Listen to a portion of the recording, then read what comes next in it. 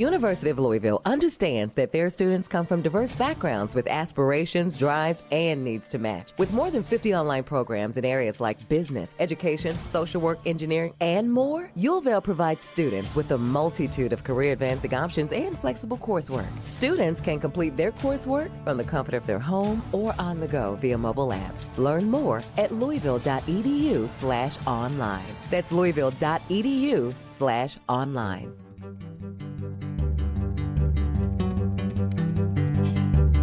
From the University of Central Florida Center for Distributed Learning and the University of Louisville's Delphi Center for Teaching and Learning. I am Tom Cavanaugh. And I am Kelvin Thompson. And you are listening to Topcast, the teaching online podcast. Hello, Kelvin. Hello, Tom. How are you today? I'm all right. I think I'm all right. You know, it's a little gray outside. It's a little cold outside, but it's warm inside, and there's coffee. So sounds like how bad could it be? Holiday carol of sorts. Yeah, well, today it's a little cool for the state of Florida. It was 40s overnight, which is brisk for us, but it was nice. I broke out the sweater, and we're having our holiday party, and so yay, it's the right weather for it. You looked festive. I meant to ask you before we hit the recording whether, you know, it was funny. My gut was, is there a holiday party? Tom's awfully festive. Yeah, he doesn't usually clean up like this. Yeah. No. Looks I'm going to force everybody out to our YouTube channel so that they can see my festive attire. What's he wearing? Yeah. That's right. It's not even an ugly sweater. It's just it's a nice sweater. No, this was a gift from the great Betty Laster, who you may remember. Yeah, that's right. Who had the best email handle for an institutional email ever? Betty Laster, first initial, last name, Blaster at ucf.edu. That's awesome. Yeah. Yeah. Cool. Well, I mean, we typically check on what's in the thermos. I don't have anything today except deconstructed coffee with me, but I imagine you are very consistent and have something in the mug, perhaps even a holiday themed, perhaps? Yeah, my kid already beat up on me. She said, "Is that a holiday coffee?" I'm like, I mean, I can call it whatever you want to call it, but pick your holiday. I mean, it not precisely.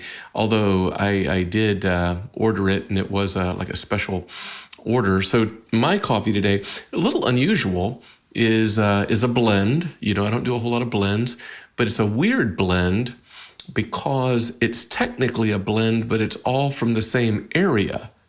It's a trifecta of 3 different Ethiopia Yirgacheffe coffees all combined into one. So get this, they called it a Yirgafecta.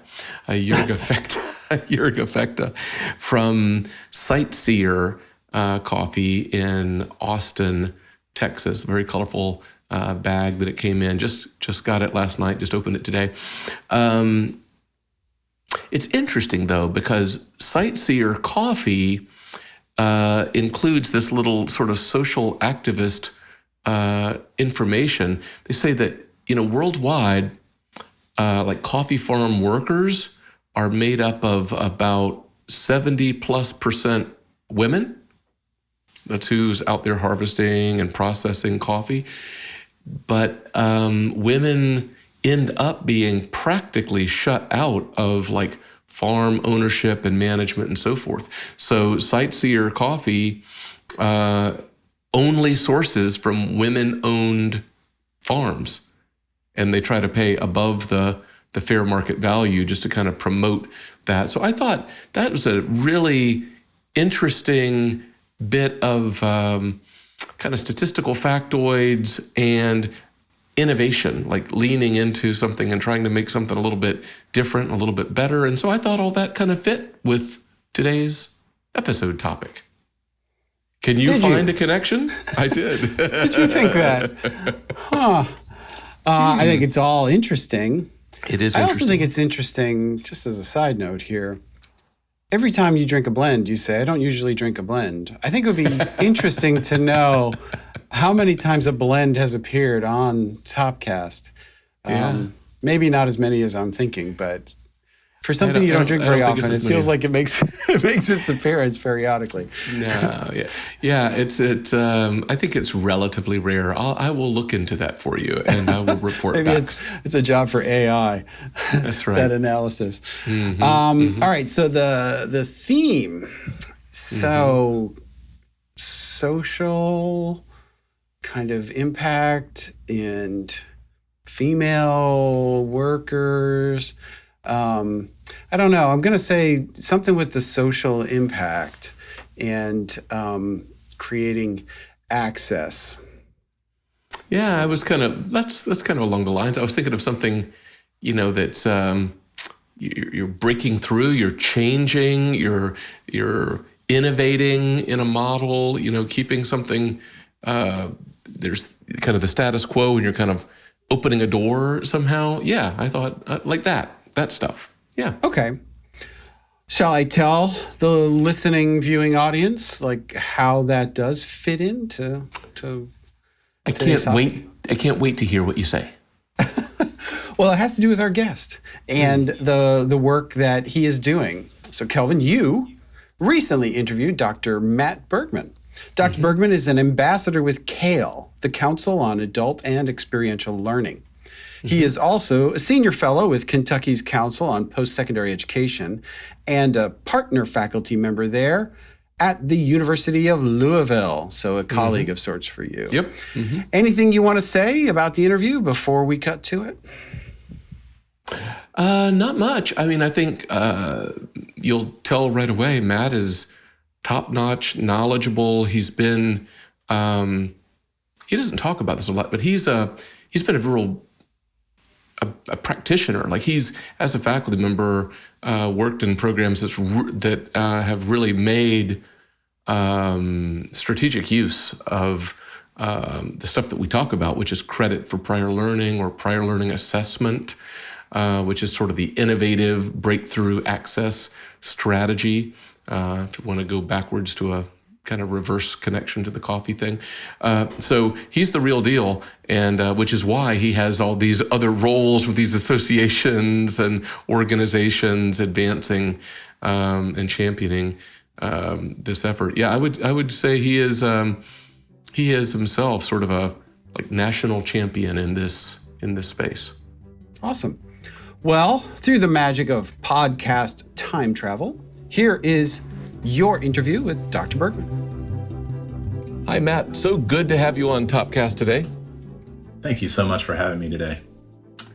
I've been looking forward to the conversation. While through the years, I think Tom and I have certainly mentioned prior learning assessment or credit for prior learning here and there. We've never really had a focused conversation about it. So I can't think of anybody better to come and help us do that. So thank you so much for being here. Do you mind just doing a little level setting? I am sure that our audience all have some kind of at least passing familiarity with these concepts, credit for prior learning. Can you just give us an encapsulation of what is it? So credit for prior learning is becoming more widely known, but still has a range of people across the country at more traditional institutions that don't really necessarily perfectly get the concept. It is pretty simple in that it is an evaluation and assessment of college level and credit-worthy learning that happens outside the confines of the college walls. So we're looking at ways to translate really high-level knowledge that would perfectly articulate to either a class or some category or topic that would work for a major or an overall degree plan. Thanks for that. So what about the prior learning assessment versus credit for prior learning? Two names for the same thing? Are there fine-grained differences? Yeah, so there are a wide range of acronyms used across the globe. We're seeing RPL, which is recognition of prior learning in Europe, RAC in French-speaking Canadian provinces, recognition acquired credit, and then prior learning assessment was generally the standard. We saw in some of the national studies, which we were a part of that 72 institution study. But our standard bearer, the Council on Adult and Experiential Learning, has gravitated us towards credit for prior learning as a more encompassing characterization of what we're doing with this process. So credit for prior learning is now basically the standard, especially in the United States, and starting to gravitate internationally. But all the same thing. Mm-hmm. Thank you for that. Can I ask you to zoom in just a little bit? Like, give me the creamy center of this, like the center of the Oreo cookie or the Rolo candy or something. How does this work for a learner, perhaps post-traditional, who's coming into an institution, who has a robust set of background experiences? What happens for that learner through credit for prior learning that would be beneficial to them? Well, it happens in such an interesting range of ways for a wide range of learners, starting with our traditional learners that are doing really well in high school, have AP. So advanced placement testing is credit for prior learning. So it's easy to understand for more traditional faculty, and honestly, a great linchpin in helping us understand why it's so valuable for adults too.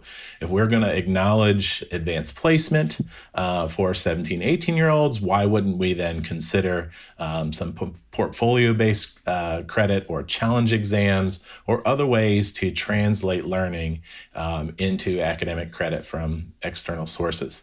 And when adults connect with our institutions that do more of this for adult or post-traditional learners, they do it in a range of ways, including credit-bearing courses that are really geared at generating a portfolio, and then other kind of meandering, self-directed approaches that students don't have to pay for in developing a portfolio. And these are all kind of generated to navigate the financial models at various institutions. So it's just a range of ways to assess and recognize this acquired knowledge and then translate that into academic credit in a degree program or elective credit, or even with our college level exam placement or CLEP for some general education credit. Yeah, I love placing all those examples on a bit of a continuum, including things like advanced placement and CLEP. I think that's really smart for people grasping that. What would you say is, from your vantage point, if there is one, the most dominant approach that you see? So as we are seeing expansion of credit for prior learning across this country, we're seeing more and more uptake of portfolio-based evaluation. And this is happening because so many institutions, including the University of Louisville and the University of Memphis and SUNY Empire State University, Vermont Community College, Minnesota State, Metropolitan State, they have all been kind of talking about how we're doing this on the ground level in coursework, in programs. And we've coalesced around these ideas of standard approaches, and we're not perfectly aligned on everything we do, but we have some standard rigorous processes by which we evaluate some external learning, maybe from corporate sector, nonprofit, government, and then translate that into academic credit in some discipline. And this is all over the map. So this could go from healthcare to business accountancy, all the way into more general integrated studies or organizational leadership type of broad-based adult-friendly programs. So this is happening and starting to permeate a lot of really otherwise traditional institutions. And what you're going to see is a great level of greater adoption. So we are at close to 90+% that offer some form of credit for prior learning. And now we're going to see that really expand into a range of disciplines, not just in individual programs at respective institutions. So let me pull that thread a little bit. I was going to ask you kind of what you know about kind of the proportion of at least American higher ed institutions who are engaging in these credit for prior learning practices. But you just said 90%. So are you saying that 90% of American higher education institutions are doing some level of credit for prior learning? And then if you are, that may be just one program, or what else do we know about how far it goes? Yeah, so I did say 90%, and I say that because we incorporate things like IB, International Baccalaureate, and AP credit into the CPL spectrum of offerings. So CLEP exams, college level exam placement, those things are widely accepted, and oftentimes not a lot of skepticism is pushed onto those forms of credit for prior learning. But what we're seeing is more and more institutions are now incorporating the portfolio process for post-traditional or adult learners into really a lot of boutique type of programs. So pockets within institutions where adults tend to cluster. And these may be majors that are fully online. They may be majors that have evening and online or shorter compressed courses that really accommodate those working learners that are going to connect with our institutions. Now, there are certainly many institutions that are very traditional in the way that they operate and have in-class only 16-week or 15-week semester scheduling. Most of their students are on a campus, but honestly, we have moved dramatically towards this idea that there are other ways to connect with universities. And roughly 76% of the American going population has some form of non-traditional characteristic, whether they be completely separated financially from their parents, they may be working full-time, they may be a parent themselves, they may be going part-time. So they're operating within higher ed not in the very traditional sense of going first time out of high school and full time and living on campus. So many of our students are just operating differently in higher ed than they did many, many years ago. Mm-hmm. Mm-hmm. So I'm going to push in just a little bit. So I think, again, that's very smart framing to say 90% of higher ed institutions in the United States have opened a door, right? Whether it's International Baccalaureate, CLEP, AP, something, that makes sense. But if we were to zoom in on, I'll use your framing, the portfolio-based assessment of experiences outside of, let's say, starting an academic path at an institution, do we have a sense of how large that proportion is? Yeah, I would have to really look up the most recent report from ASCU, but they worked with Kale to look at the institutions that are starting to adopt more and more CPL into their natural way of operation. And I believe it was between 50 and 65%. But I'd have to look and really dig into that number. So in your fact check, you can put that number in and we can go look. But what you're seeing is a rapid acceleration, much like we saw with COVID and online learning. The adoption of online learning was so dramatic and so fast with COVID. And what we saw when people kind of went back to regular operation, they weren't doing the exact same thing that they always were when they were only in class. They adopted things from that online practice that made their work more efficient as faculty members, and it truly changed. That said, we're seeing the enrollment declines forcing more and more faculty, more and more administrators to consider this practice as a an opportunity for new market segments, new prospective students that wouldn't otherwise have connected with the institution.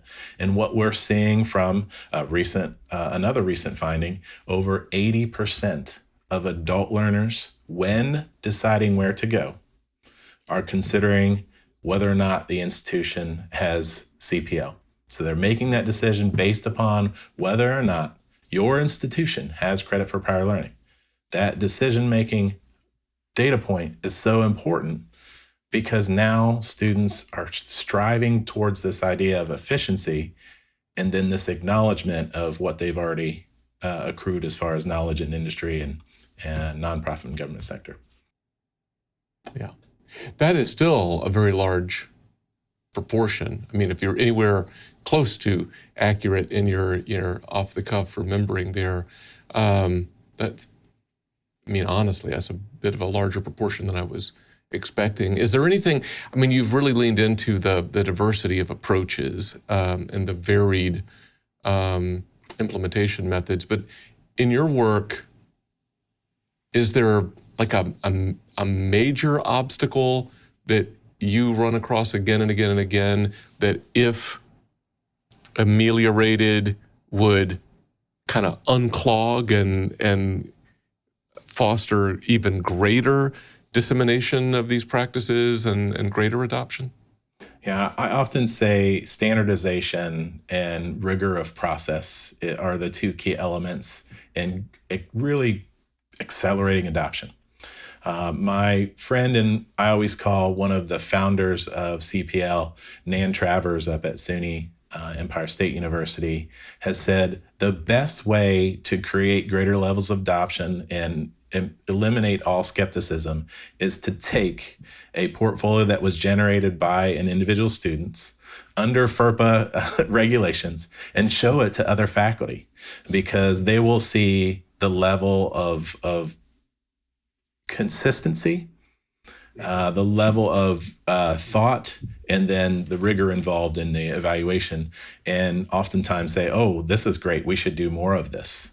So I think greater adoption means consistent approaches, standard operating procedures, and then just showing faculty what they don't realize exists as a really high quality process of evaluating external learning for academic credit.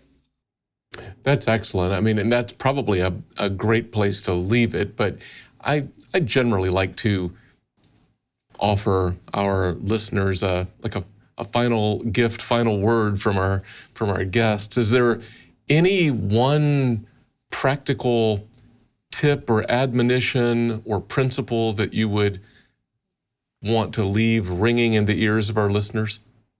So if listeners are thinking about or considering or starting the process of adopting more CPL at their institutions, the key element in success is having a champion for this work.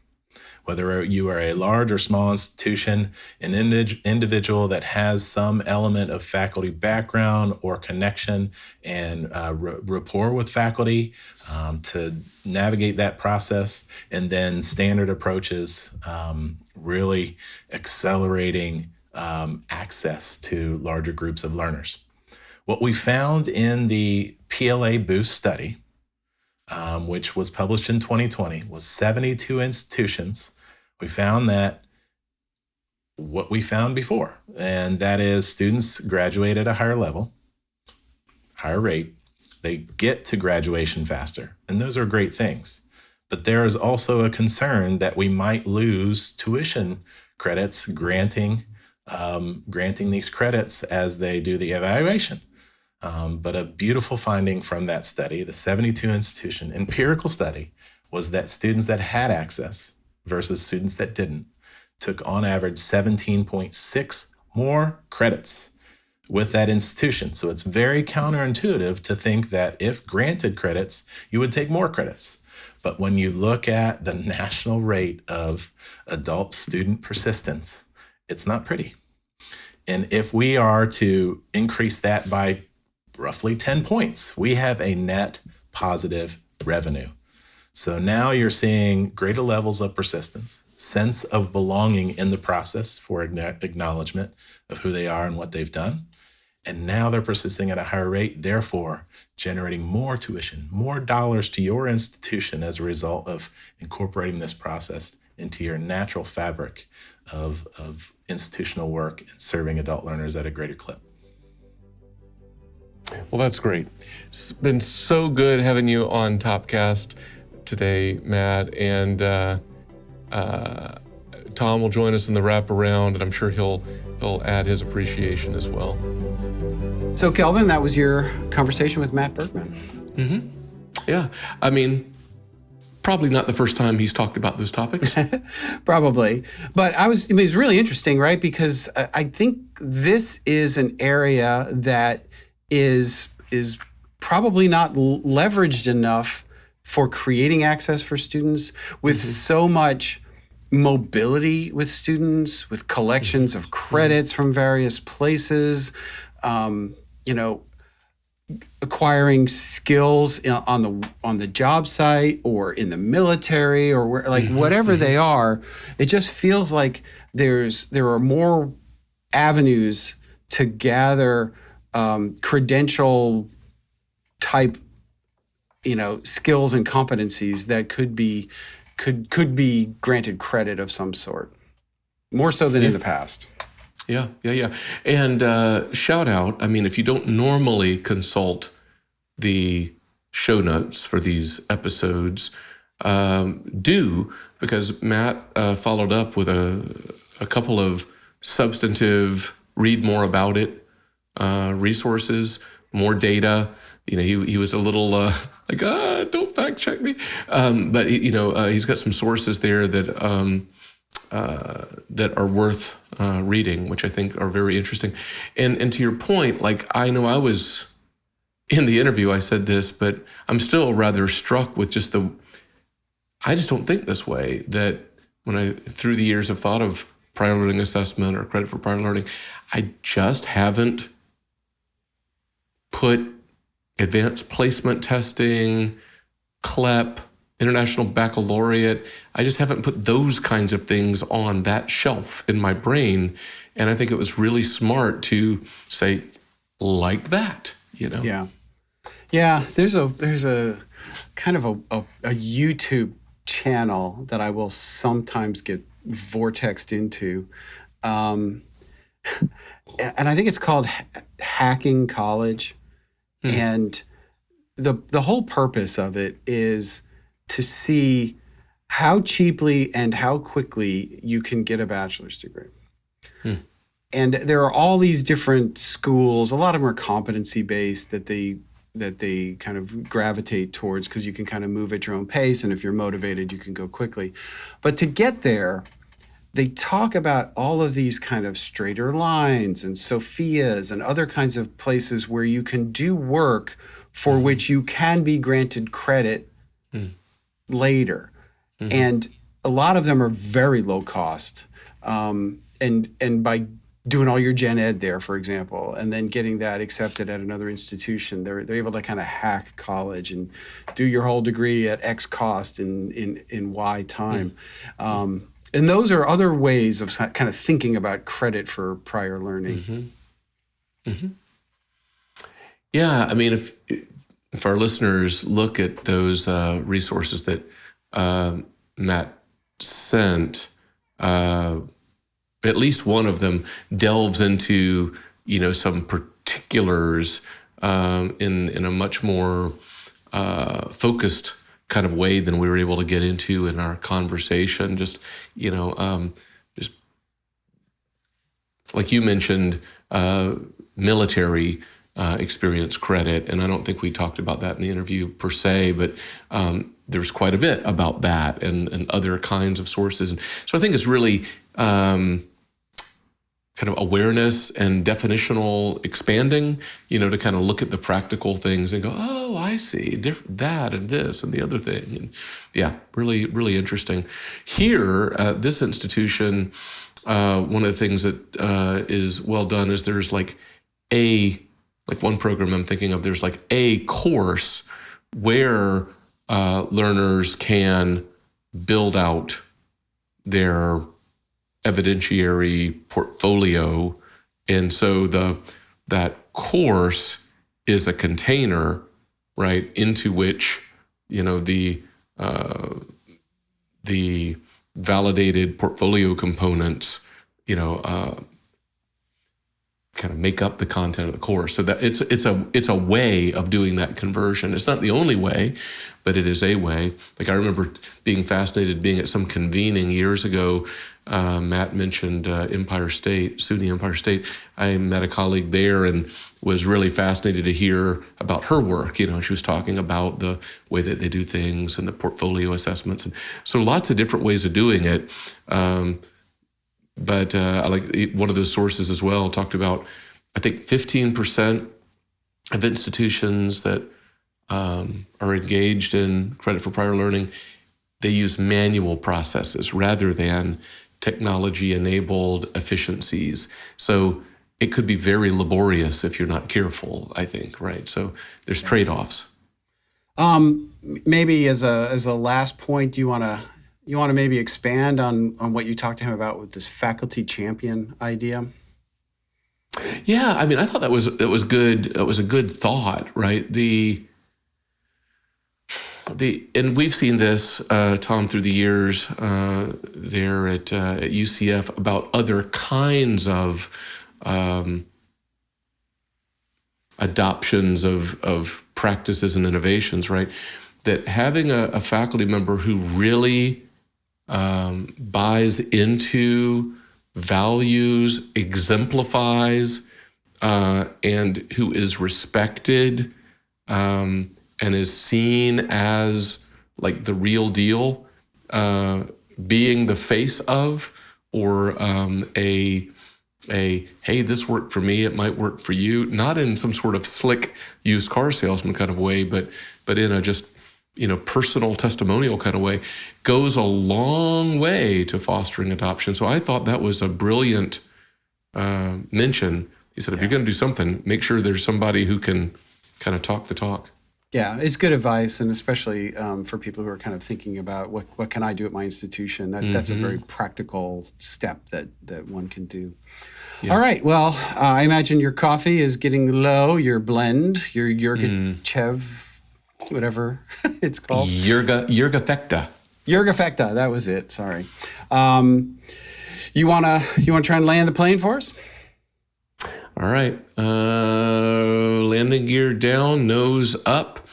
And we might say that credit for prior learning is one strategy, and maybe we would even go so far as to say one underutilized strategy for better serving our potential learners, especially our adult and post-traditional students.